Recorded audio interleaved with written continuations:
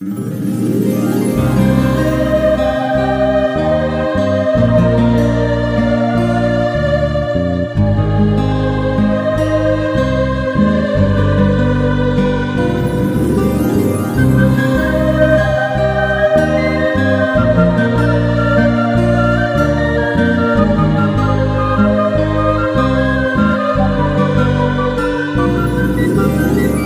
Radio Kolkata. পেতে রেখো দুই কান, তোমার মন তুমি দিও, জুড়াতে মনো প্রাণ এসে গেল পেখম রেডিও। কবিতা কথায় গানে সংলাপী মায়া টানে সকলের আদরণীয় পেখম রেডিও। পেখম রেডিও, পেখম রেডিও। নমস্কার, পেখম রেডিও কলকাতা স্বাগত জানাচ্ছে আপনাকে। পেখম রেডিও মানেই কবিতা, আবৃত্তি, গান, বাজনা, নাটক, গল্প পাঠ, বিষয়ভিত্তিক আলোচনা, বেড়ানোর হদিশ, ছোটদের অনুষ্ঠান, এই সব নিয়ে সম্পূর্ণ পারিবারিক মনোরঞ্জন। পেখম রেডিও। নমস্কার, আমি সোমা। পেখম রেডিওয় আপনাদের সকলকে স্বাগত। শ্রোতা বন্ধুরা, ভিন্ন ভিন্ন মননশীল অনুষ্ঠানে সমৃদ্ধ পেখম রেডিও সেই রকমই একটি ভিন্নধর্মী অনুষ্ঠান, বিষয়মুখী আলোকপাত, যেখানে স্বনামখ্যাত ব্যক্তিরা বিভিন্ন বিষয়ের উপর আলোচনায় অংশগ্রহণ করেন। আজ এই অনুষ্ঠানে আমাদের সঙ্গে আছেন সুপরিচিত সাহিত্যিক স্নেহাশিস চক্রবর্তী, যিনি বেশ কিছু গবেষণাধর্মী বই লিখেছেন। তার মধ্যে উল্লেখযোগ্য হল বঙ্গবন্ধু ও মুক্তিযুদ্ধ, বিশ্বায়ন ও বিবেকানন্দ, সময়ের পথে রবীন্দ্র উপন্যাস। আজকে তাঁর আলোচ্য বিষয় বিখ্যাত সাহিত্যিক হুমায়ুন আহমেদের জীবনী। আজ প্রথম পর্ব। হুমায়ুনের প্রতিবিম্ব হুমায়ুন, প্রথম পর্ব। পেখম রেডিওর সকল শ্রোতা বন্ধুদের অনেক অনেক শুভেচ্ছা। আমি স্নেহাশিস চক্রবর্তী। আজকে আপনাদের সাথে চলুন একটু গল্প করি।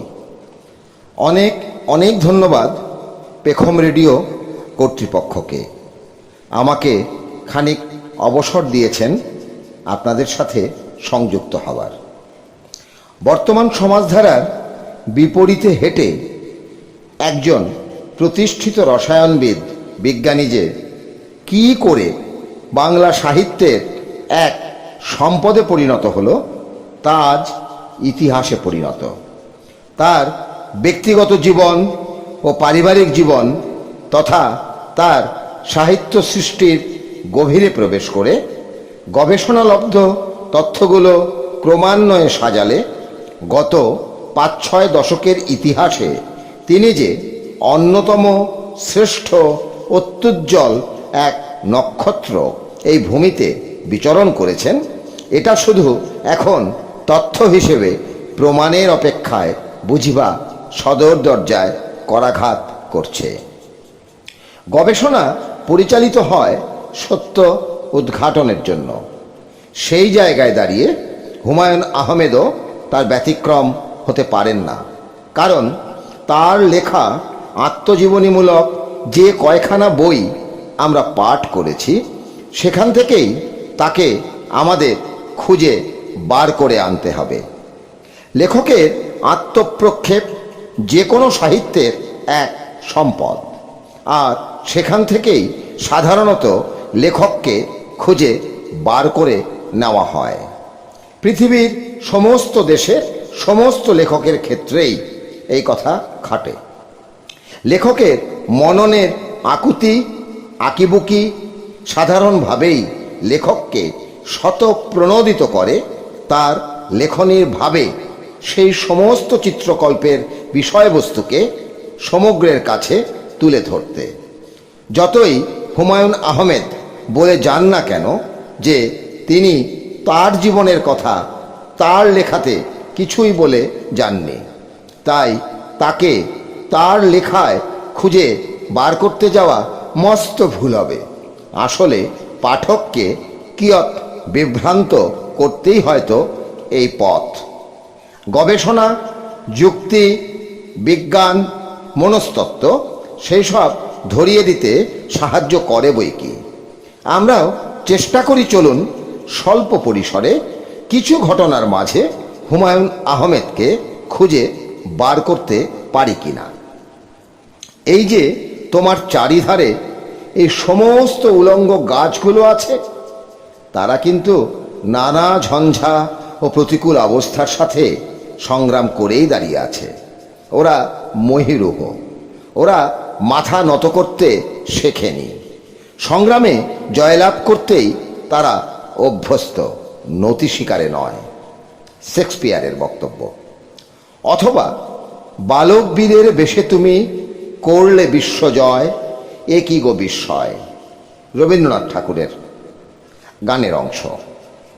প্রায় 550 বছর আগে শেক্সপিয়ার ও প্রায় 150 বছর আগে রবীন্দ্রনাথ এই যে উপরিউক্ত কথা দুটি বলেছেন, সে দুটি প্রাসঙ্গিকভাবেই হুমায়ুন আহমেদের ক্ষেত্রে তুলে আনলাম।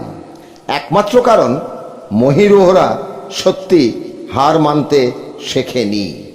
তারা সেই সংগ্রামে জয়লাভ করতেই অভ্যস্ত, নতি স্বীকারে নয়।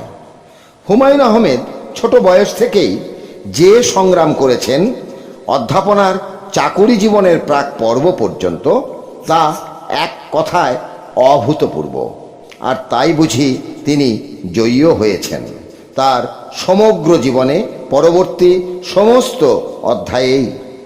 আমার মতে সাহিত্য, টেলিফিল্ম, বড় পর্দা সবেতেই তিনি সোনার হাতওয়ালা মানুষ বা মিডাস হিসেবেই এসেছিলেন। 1948 সালের 13ই নভেম্বর পিতা ফয়জুর রহমান আহমেদের আকাঙ্ক্ষিত কন্যা সন্তান হয়ে জন্মগ্রহণ না করলেও হুমায়ুন আহমেদ পিতার যথেষ্ট আদরের ছিলেন বড় ছেলে হিসেবে। কিন্তু বিধির লিখনে তিনি পিতার সঙ্গলাভ থেকে প্রায় বঞ্চিতই ছিলেন জন্ম পরবর্তী 2 বছর। আরও দুঃখজনক এই যে জন্মলগ্ন থেকেই তিনি প্রায় ওই 2 বছর একটানা মাতৃ আদর থেকে, বা আরও ভালো করে বললে মাতৃস্পর্শ থেকে দূরেই ছিলেন। কারণ হুমায়ুনের জন্মের পরেই হুমায়ুন মাতা আয়েশা ফয়েজ কালান্তক টাইফয়েড রোগে আক্রান্ত হয়ে মস্তিষ্ক বিকৃতির শিকার ছিলেন। ফয়জুর রহমান তার কর্মস্থল অর্থাৎ পাকিস্তান সরকারের পুলিশ হিসেবে তখন কর্মরত অবস্থায় আয়েশাকে নিজের কাছে রেখে তার সেবা যত্ন ও চিকিৎসার ভার তুলে নিয়েছিলেন নিজের হাতে। হুমায়ুন বড় হতে লাগলেন তার মামার বাড়িতে, মোহনগঞ্জে দিদিমা ও পিসিদের কোলে কোলে। প্রকৃতি পর্যায়ে রবীন্দ্রনাথ ঠাকুর 26শে ফেব্রুয়ারি 1915 সালে লিখলেন গান, এতদিন যে বসেছিলেম পথ চেয়ে আর কাল গুনে, দেখা পেলেম ফাল্গুনে। প্রকৃতি পর্যায়ের 208 নম্বর গান, যেখানে দৃশ্যত আমরা হয়তো বিবেকানন্দের চিত্রকল্প দেখতে পাই, কিন্তু এই 2020 সালে ওই গানকে আমরা হুমায়ুন আহমেদের চিত্রকল্পেও ব্যবহার করতে পারি। এই পারার পেছনে আমার যুক্তি হচ্ছে এই যে দৃশ্যত 1972 সালে হুমায়ুন আহমেদের বাংলা সাহিত্যে প্রথম পা রাখা, প্রথম প্রকাশিত বই শঙ্খনীল কারাগার, যা তার দ্বিতীয় লেখা উপন্যাস, এবং অবশ্যই জনমনে তুমুল আলোড়ন তুলে বিজয় লাভ। তখন হুমায়ুন আহমেদের বয়স মাত্রই 24 বছর। সাহিত্যের বিচারে বালকই বটে। এছাড়াও অন্য আরেকটি কারণে আমি এই উপমা ব্যবহার করলাম, কারণ রবীন্দ্র অনুসারী গদ্য সৃষ্টি, বিশেষ করে ছোট গল্প, রবীন্দ্র যুগের পরবর্তীতে অত্যন্ত দুর্লভ। বিভূতিভূষণ বন্দ্যোপাধ্যায়কে ব্যতিক্রমী ধরলে সেখানে হুমায়ুন আহমেদ বিরাজ করেছেন সসম্মানেই। একান্তই আমার ভাবনাপ্রসূত এই অংশটি। হুমায়ুন আহমেদ বালক বয়সে যে অত্যন্ত দুষ্টু ছিলেন সে কথা আমরা খুঁজে পাই হুমায়ুন আহমেদের কথার মাঝেই, যখন তিনি বলেন, প্যান্ট পরি বলে পিছনের ল্যাচটা শুধু দেখা যায় না। চলুন স্বল্প সময়ে একটা দুটো উদাহরণ দেখে নিই হুমায়ুন আহমেদের দুষ্টুমির বহর। প্রকৃতি শিশুদের হাসি খুশি মিলিয়ে যেত যখনই শিশুদের সময় আসতো পাঠশালা যাওয়ার। সদা গম্ভীর গুরুমশাইদের রাশভারী মেজাজের মুখগুলো শিশুদের বিষাদময় করে তুলত। হুমায়ুন আহমেদের নিজের ভাষায় তিনিও এর ব্যতিক্রম নন। শুধুমাত্র একটাই আনন্দ কাজ করছিল যে তিনি একটি নতুন খাকি হাফ প্যান্ট পেয়েছিলেন স্কুলে যাওয়ার জন্য, যদিও সে প্যান্টে কোনো জিপার ছিল না। সারাক্ষণ প্যান্টের ওই অংশ থাকত অনাবৃত। হুমায়ুন আহমেদ পৌঁছে গেলেন কিশোরী মোহন পাঠশালায়। সেখানে ব্যবস্থা হচ্ছে মেয়েদের জন্য সামনে বসার ও ছেলেদের জন্য পিছনে বসার। এ হেন ভিন্নতা শিশু হুমায়ুন মেনে নিতে পারেননি। তিনি শটান গিয়ে বসে পড়লেন সামনের সারিতে, বসে থাকা সব থেকে রূপবতী কন্যাটির মাঝে ঠেলে ঠুলে একটু জায়গা করে নিয়ে। আসলে সাহিত্যিকরা তো জন্মান, সাহিত্যিক তো আর তৈরি হয় না। সাহিত্যিকরা সাধারণত মনে হয় ফ্রয়েডীয় থিওরিকে একটু বেশি মান্যতা দেন। শিশু হলেও প্রকৃতিগত কারণেই নারী শিশু ও পুরুষ শিশুর মনের বিকাশ সম্ভবত খানিক আলাদা। অর্থাৎ নারী শিশুর মনের বিকাশ সম্ভবত খানিক প্রাপ্তমনস্ক হয় তুলনামূলক বিচারে সেই শিশু বয়স থেকেই। রূপবতী সহপাঠী কন্যাটি সিলেটি ভাষায় হঠাৎ প্রশ্ন করে বসে, এই তোর প্যান্টের ভিতর সব কিছু দেখা যায় কেন রে? ব্যাস, সারা ক্লাসের ছেলে মেয়ে সকলেই হেসে কুটিপাটি। এরপর এই মানসিক লাঞ্ছনার জন্য সবচেয়ে বেশি হেসেছিল যে ছেলেটি, তার সাথে মারামারি রক্তারক্তির বিবরণটুকু এখানে আর বললাম না। কি আশ্চর্য, বার্ষিক পরীক্ষার পরে সকলেই পরের ক্লাসে অর্থাৎ প্রথম শ্রেণী থেকে দ্বিতীয় শ্রেণীতে উঠেছে ছাত্রছাত্রীরা। আমি তব মালঞ্চের হব মালাকার, এই বোধেই হোক বা শিশু মনের অন্য কোনো শিশু চিন্তার ফসলই হোক, নতুন ক্লাসে দ্বিতীয় দিনেই হুমায়ুন আহমেদ সেই সিলেটি মেয়েটিকে রীতিমতো বিবাহের প্রস্তাব দিয়ে বসলেন।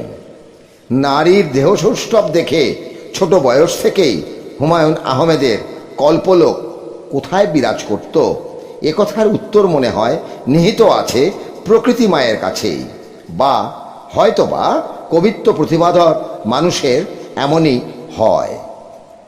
এই বয়সে হুমায়ুন আহমেদের খুব অন্তরঙ্গ বন্ধু মাথা মোটা শঙ্কর। এই শঙ্করের মাথাটা ছিল আক্ষরিক অর্থেই অনেকটা বড়, তাই তার নামকরণ হয়েছিল অমন।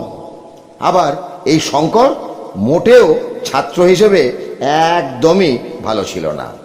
প্রতি বছর গার্জিয়ান কলে তার পরের ক্লাসে আগমন ঘটত। কিন্তু অভিন্ন হৃদয় বন্ধু হুমায়ুন বিপদে পড়লে তিনি তার ওই বিকট মাথা নিয়ে গোঁ গোঁ করে যখন হুমায়ুনের পক্ষে বিপক্ষকে আক্রমণে যেত, সব ছাত্রছাত্রী ভয়ে দিত দৌড়। এই মাথামোটা শঙ্করকে নিয়েও একটা মিষ্টি গল্প আছে, চলুন শুনি সে গল্প খানিক। মাথামোটা শঙ্কর পরের পর ক্লাস পেরোচ্ছে গার্জিয়ান কলে। শঙ্করের মায়ের লজ্জাবোধ তাকে বাধ্য করলো শঙ্করকে বলতে যে শঙ্কর যদি এবার বার্ষিক পরীক্ষায় অকৃতকার্য হয়, তাহলে তার মা শিক্ষকের কাছে আর অনুনয় করতে যাবেন না। আর যদি শঙ্কর বার্ষিক পরীক্ষায় কৃতকার্য হয়, তাহলে শঙ্কর একটি চামড়ার ফুটবল ও পাম্পার পাবে।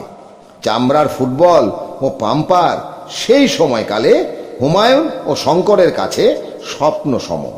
তারা তো গাছের জাম্বুরা বা বাতাবি লেবু দিয়েই ফুটবল খেলতো। হুমায়ুন শঙ্করের থেকে শঙ্করের মায়ের এই প্রস্তাব লুফে নেয়। পরদিন থেকেই হুমায়ুন শুরু করেন পড়াশোনা। না, নিজে পাশ করার জন্য একদমই নয়, বরঞ্চ কি করে শঙ্করকে পরের ক্লাসে তুলে নিয়ে আসা যায়, এটাই হয়ে দাঁড়ালো হুমায়ুনের ব্রত। হুমায়ুন সারাদিন পড়ে। বিকেলে বল খেলার মাঠে গিয়ে অন্য সব বন্ধুরা খেললেও শঙ্কর মাঠের পাশে বসে হুমায়ুনের সারা দিনের পড়ার পাঠ শিখে নিতে শুরু করে। বার্ষিক পরীক্ষার ফলাফলে দেখা গেল জীবনে প্রথমবার হুমায়ুন আহমেদ প্রথম স্থান অধিকার করেছেন। আর মাথামোটা শঙ্কর পূর্বের মতোই অকৃতকার্য হয়েছে বার্ষিক পরীক্ষায়। না, জীবনে প্রথমবার স্কুলের পরীক্ষায় প্রথম হওয়ার কোনো আনন্দই হুমায়ুনের মনে ছিল না। হুমায়ুন কাঁদতে কাঁদতে বাড়ি ফিরলেন। হুমায়ুনের পিতা ফয়জুর ঘটনার কথা শুনে নিজে শঙ্করের মায়ের সাথে স্কুলের প্রধানের সাথে দেখা করেন ও শঙ্কর উত্তীর্ণ ঘোষিত হয় পরবর্তী ক্লাসে। চামড়ার ফুটবল ও পাম্পার প্রাপ্তি ঘটে। এই ঘটনার উল্লেখ এই কারণেই করলাম, কারণ যিনি পৃথিবীতে এসেছেন একজন দিগ্গজ সাহিত্যিক হবেন বলেই তার মনের কোনায় কোনায় যে আবেগ মানুষের জন্য বা বন্ধুদের ভালোর জন্য সদা ক্রিয়াশীল থাকবেই, এই কথা বলবো বলেই। আসলে স্বল্প পরিসরে হুমায়ুন আহমেদকে নিয়ে আলোচনা করাটা খুব কষ্টসাধ্য একটি বিষয়। তবে এটা শুধু হুমায়ুন আহমেদের ক্ষেত্রেই নয়, সম্ভবত পৃথিবীর সকল কবি, সাহিত্যিক বা লেখকের ক্ষেত্রেই খাটে। লেখকের কল্পনায় যে সৃজন বিরাজ করে, যে বিষয়বস্তুকে অনুধাবন করতে গেলে অবশ্যই আমাদের যেমন পাঠ্য বিষয়টিকে মূল্যায়ন করতে হবে সঠিকভাবে, উল্টো দিকে লেখকের জীবনধারা সম্বন্ধে সম্যক ধারণা থাকলে অবশ্যই লেখার মূল বিষয়বস্তুর গভীরে দ্রুত পৌঁছানো সম্ভব। ঠিক এইখানেই আমরা চলুন দেখি হুমায়ুন আহমেদের বাল্যে বা কৈশোরে তার ভাবনার জগতের কিছু বিস্তার। শুক্লাদির স্নেহ ও ভালোবাসা অত্যন্ত গরিব হুমায়ুন আহমেদকে আলাদা একটা অনুভূতি দান করে গেছে, এটা আমরা জানি।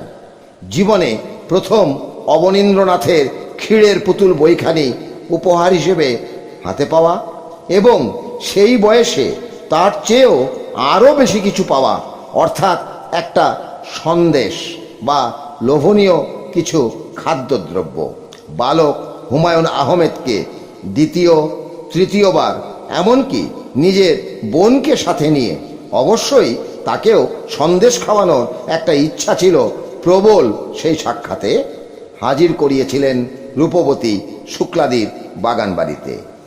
দ্বিতীয় ক্ষেত্রে জগদলে বাবার কাছে থাকার সময় হুমায়ুন আরতি নামের অপর বালিকা বা কিশোরীর সাথে মিলিত হন, কিছুটা রহস্য আবিষ্কারের লক্ষ্য নিয়েই। কিন্তু আরতির হেয়ালিপনা ও হঠাৎ অঞ্চল ছেড়ে একেবারে চলে যাওয়া হুমায়ুন আহমেদকে বিদ্ধ করেছে স্মৃতির মণিকোঠায়। বারে বারেই বিস্মৃতির অন্তরাল থেকে এই স্মৃতিকে মনের কোণে তিনি নিয়ে এসেছেন এবং তার পরিণত বয়সে। তৃতীয় ক্ষেত্রের উদাহরণটি হুমায়ুন আহমেদকে রীতিমতো শেলবিদ্ধ করার মতোই সারা জীবন তার মনের কোঠায় ঘুরে বেরিয়েছে, কথা আমরা বলতেই পারি। হুমায়ুন আহমেদ তখন 8-9 বছরের বালক, পারুল আপা তখন 12-13 বছরের কিশোরী। অনেকগুলো ছেলেমেয়ের মধ্যে একজন মেয়ে হিসেবে অবহেলায় বেড়ে উঠেছিলেন এই পারুল আপা তার পরিবারে। হুমায়ুন আহমেদের মীরাবাজার অবস্থানকালে বয়সে ছোট হলেও কেমন করে যেন পারুল আপার মনে বালক হুমায়ুন আহমেদের মুখখানি গাঁথা হয়ে গিয়েছিল, হয়তো কোনো এক ভালোবাসার মিলনধারায়। নিজের টিফিনের পয়সায় টিফিন না খেয়ে সেই পয়সা তিনি তুলে দিতেন হুমায়ুনের হাতে। হুমায়ুনকে একসময় নিজের দেহরক্ষক হিসেবে নিয়ে যেতেন স্কুলেও। কখন যে এই পারুল আপা একখানি চিঠি লিখে ফেললেন কাউকে নাম উদ্দেশ্য না করে, আর সেই চিঠিতে তিনি তার প্রিয়কে চুমু খাওয়ার আবেদন রাখছেন। বাস্তব জীবনেও পারুল আপা কোনো এক অখণ্ড অবসরে হুমায়ুনকে অনুনয় করেছিলেন একবার চুম্বনের জন্য, কিন্তু বালক হুমায়ুন সে বয়সে এই আবেদনের মূল্য বোঝেননি। অকপটে হুমায়ুন আহমেদ পরিণত বয়সে স্বীকার করেছেন এই সমস্ত বিষয়কেই। হুমায়ুন নিজেই জানিয়েছেন যে আমার চরিত্রের বড় রকমের দুর্বল দিকের একটি হচ্ছে মেয়েদের দৈহিক রূপের প্রতি আমার তীব্র আকর্ষণ। রূপবতীদের বেলায় আমি অন্ধ, তাদের কোনো ত্রুটি আমার চোখে পড়ে না। তাদের দৈহিক সৌন্দর্যই হোক বা অন্যান্য বিষয়বস্তু আমার সমগ্র চেতনাকে আচ্ছন্ন করে রাখে। বলতে ইচ্ছা করে আমি তব মালঞ্চের হব মালাকার। হুমায়ুন আহমেদ তার গুপ্ত চিন্তাভাবনার চেতনাকে জানার শিক্ষয়িত্রী রূপেই এই পারুল আপাকে চিহ্নিত করেছেন, যদিও এসব কথাই বহু পরে স্মৃতিচারণে উঠে আসা কথা। হুমায়ুন আহমেদের এই স্মৃতিরোমন্থন সারা জীবন হুমায়ুন আহমেদের জীবনে অকপটে মাথা তুলেই কিন্তু দাঁড়িয়ে আছে, যেখানে কোনো অস্বীকৃতি তো নেই, বরঞ্চ আছে স্বীকৃতি। পারুল আপার সেই চিঠি তার বাড়ির লোকের হাতে পড়ে যাওয়ায় পারুল আপার চিরজীবনের মতো স্কুলের জীবন শেষ হয়, আর পারুল আপা দোতলার একটি ঘরে বন্দী হয়ে থাকেন পরিবারের হাতে। পারুল আপা যে হুমায়ুনকে কতখানি ভালোবাসতেন তার আরেকটি উদাহরণ টেনে পারুল আপা প্রসঙ্গ শেষ করি।